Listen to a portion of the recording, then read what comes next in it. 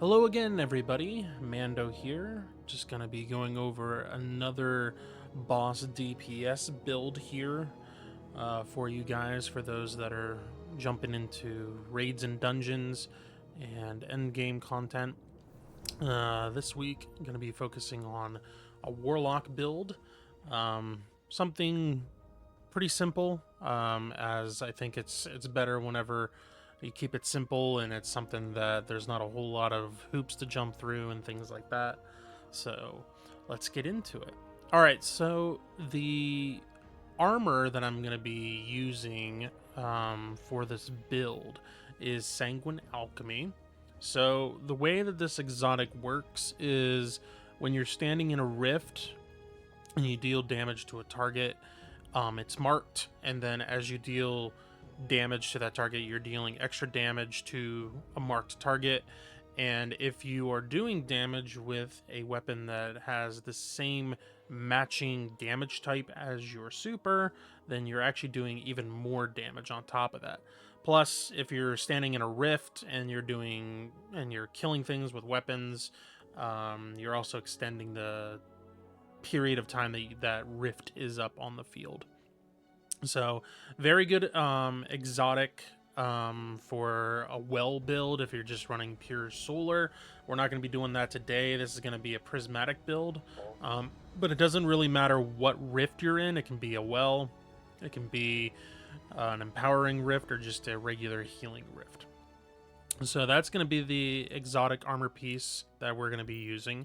I do have some armor sets bonuses that are going to be here on the armor. You don't have to have this, but for various different builds, the armor set from the new dungeon, the Equilibrium dungeon, is going to be very, very good. As you can see here, for this, just for having two pieces, sword hits return grenade and class energy. It's very, very good if you're doing a build that requires you to spam abilities a lot. Especially grenade and class ability.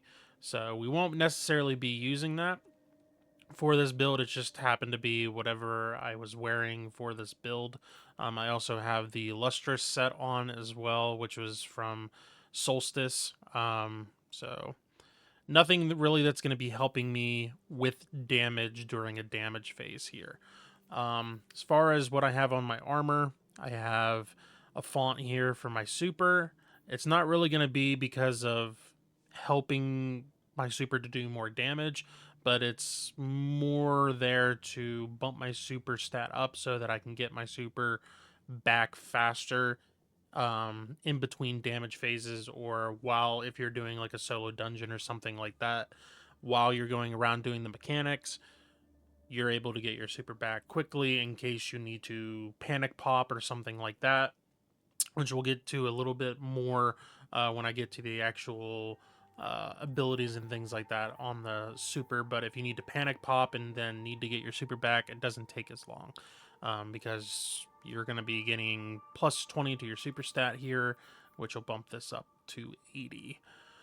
Nothing real big on my gloves here. Then going down here to my boots, I have two solar surges on, obviously to help with doing damage with Wolfsbane.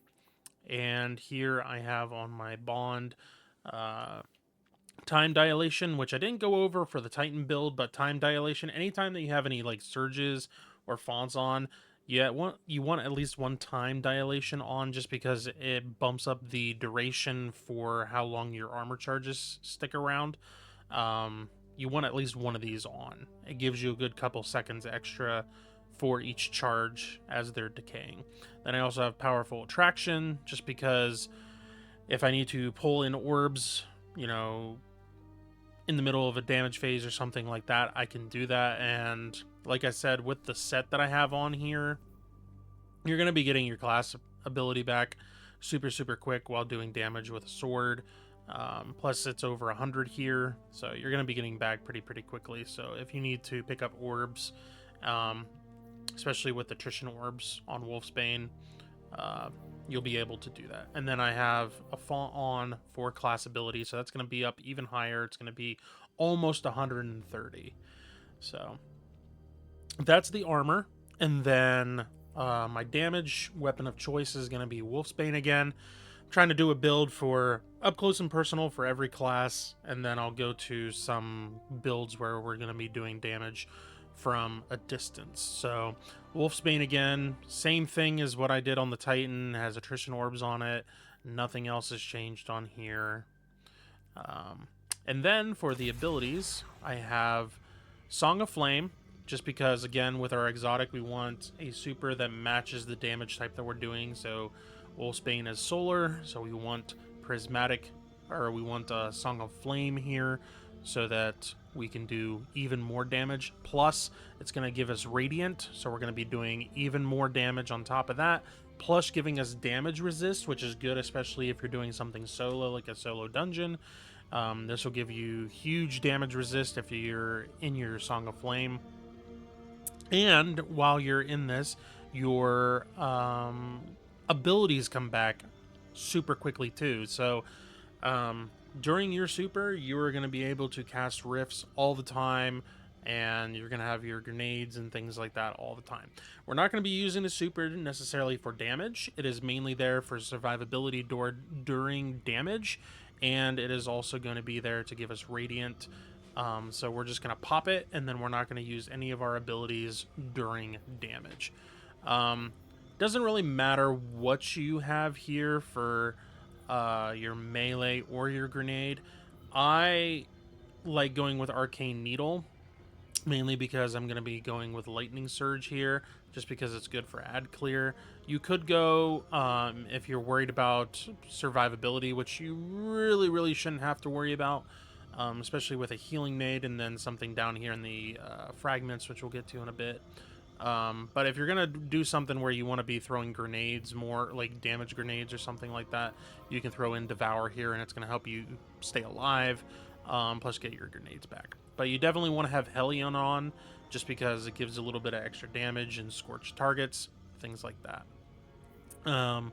Like I said, you can change Lightning Surge out for whatever you want. Arcane Needle as well, I'm not going to be using it during the damage testing here that I'm going to be showing, just because when you unravel something with the Arcane Needle, even after you stop damaging, those unraveling projectiles keep going around and damaging the target. So it kind of skews the numbers a little bit. It's not a huge amount that it ticks up, but it's a constant ticking for another like 20 seconds or so. So I want us to be able to have an accurate number of like being cut off for damage at a certain time. So I'm not going to be using this, but you can definitely use this in a damage phase if you wanted to get even more damage. It's not going to be super big, but it'll definitely add some damage in there as well. All right, and then for fragments, I would definitely go with protection, faceted protection, just because it's good for staying alive. Facet of Hope, again, your class ability energy, you're going to be getting your class ability back super quickly because you're going to have elemental buff on for restoration because of this next fragment here, Facet of Purpose. So another way, even though you're going to have huge damage reduction during a damage phase because of Song of Flame, with Facet of Purpose, whenever you pick up an orb, it grants different benefits depending on the super that you have equipped. And we have Solar, so it's going to give us restoration. So not only are we going to be taking way less damage, but then we're going to heal that damage constantly because of attrition orbs with the axe. So that's going to be giving us restoration through the entire damage phase. And then obviously using the axe, we're going to be getting ignitions off. Plus with Hellion, there's going to be ignitions as well. So Facet of Ruin helps the increase the area of those ignitions as well as the damage for those ignitions. And then Facet of Justice, you can switch this out for something else if you want, but I just have it here just because it bumps up my super stat a little bit. That way, in between phases, I can get my super back quicker. All right, so that is the abilities part of the build. let's go into the firing range here, which again is in the tower, and then it's all the way over here to the right. And then we want to knock this down to normal and head on in.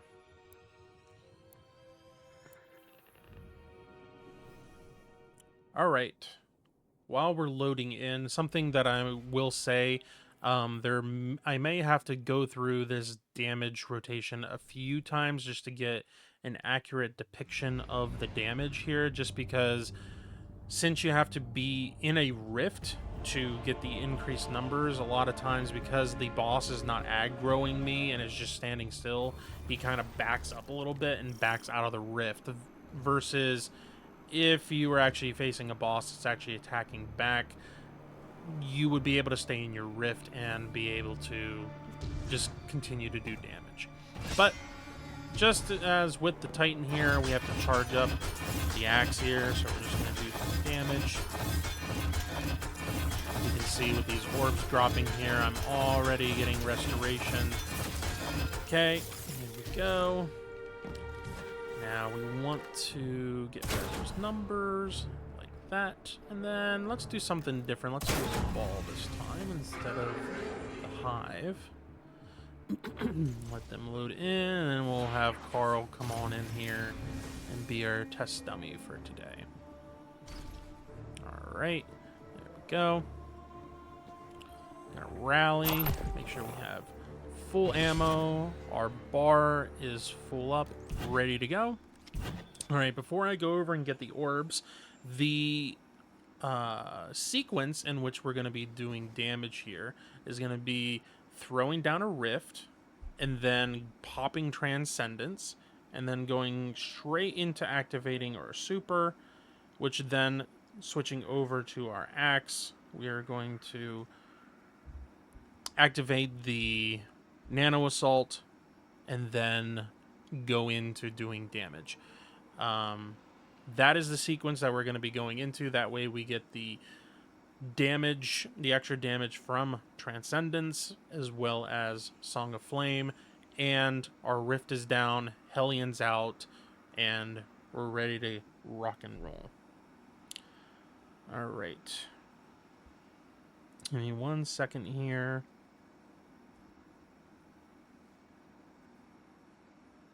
Okay. All right, let's pick up orb here. 2.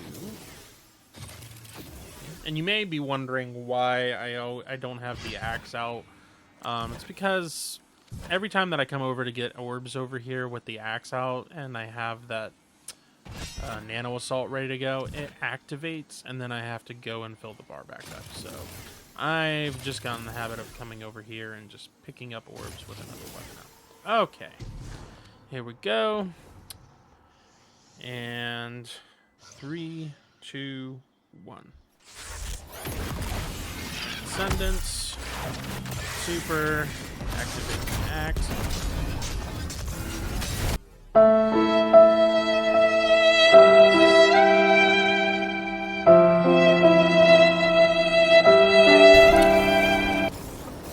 Well, I have never had that happen before. Outstanding. It has switched enemy types on. Well, hold please. Alright, so we got Carl here again, and we have him actually away from the board over here. That way we don't accidentally activate this again. Alright, so got the bar filled up again. We got to make sure that we rally over here to get our ammo and everything back. Pick up our orbs. Alright, let's try this again, shall we? Alright, 3, 2, 1. Transcendence, super, bring out the axe. Pop up the rift here, just in it. One more heavy attack on here. The rift.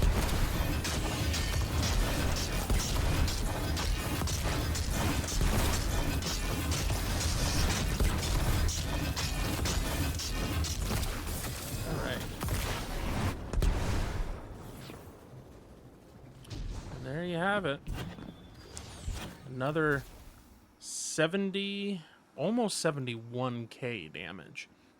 Like I said, you probably would definitely get even more if you were to throw an Arcane Needle in there.